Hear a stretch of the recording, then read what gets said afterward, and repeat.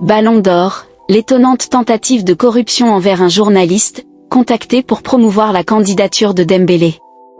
Alors que les votes pour le prochain Ballon d'Or, dont on connaîtra l'identité le 22 septembre, sont clos, un journaliste australien a expliqué avoir reçu un email d'une agence de communication lui proposant de mettre en avant la candidature d'Ousmane Dembélé, contre rémunération. Celle-ci, qui n'a aucun lien établi avec le joueur ou le PSG, n'a pas nié les faits et donné une justification lunaire. Plus que quelques jours avant de connaître le successeur de Rodri. À moins d'une énorme surprise, le Ballon d'Or sera attribué, lundi 22 septembre au cours d'une cérémonie au Théâtre du Châtelet, à Ousmane Dembélé ou Lamine Yamal, les deux grands favoris à la plus prestigieuse distinction individuelle du football. Les 30 joueurs nommés ont été départagés par un jury de 100 journalistes, chaque pays du top 100 au classement FIFA ayant un journaliste votant. Et alors que les votes sont désormais clos.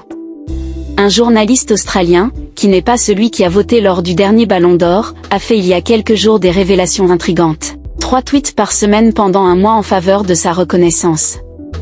Le 12 septembre, Neil Gardner a en effet publié sur son compte X, anciennement Twitter, une capture d'écran d'un email qu'il a reçu d'une agence de communication lui proposant de mettre en avant la candidature d'Ousmane Dembélé, contre rémunération. Nous envisageons une campagne d'1 mois visant à susciter le dialogue et à renforcer le discours autour de la candidature d'Ousmane Dembélé au Ballon d'Or. Plus précisément, nous aimerions proposer 3 tweets soigneusement rédigés par semaine pendant 1 mois, qui mettront en avant ses performances, son impact et les arguments en faveur de sa reconnaissance. Compte tenu de votre crédibilité et de votre influence au sein de la communauté du football, votre participation donnerait un poids significatif à cette conversation. À ce stade, nous aimerions vous demander un devis pour cette collaboration, est-il écrit.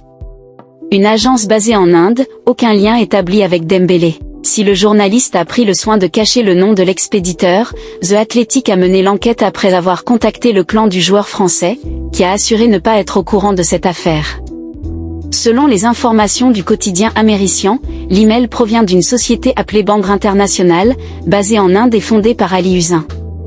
Son site web l'a décrit comme une puissance de nouvelle génération en matière de marketing, de publicité et de contenu, redéfinissant le storytelling des marques de luxe. Il n'existe aucun lien établi entre cette agence et Ousmane Dembélé, que ce soit dans son entourage, au PSG ou au Qatar. Sollicitée par The Athletic, l'agence incriminée n'a pas nié les faits mais a donné une justification peu croyable.